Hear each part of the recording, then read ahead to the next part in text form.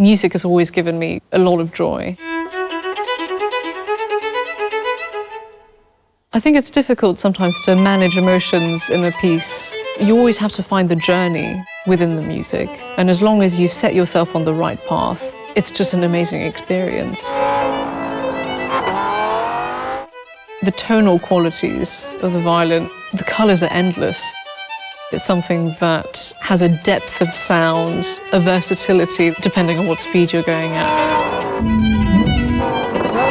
We only have 4 strings, but really the range is limitless.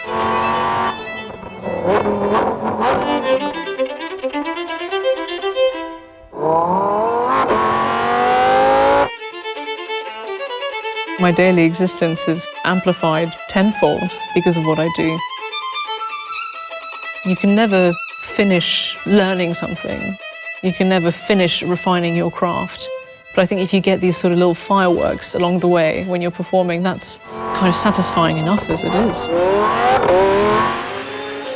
My day is made 100 times better when I listen to music. Yeah, I'm just hooked on sound.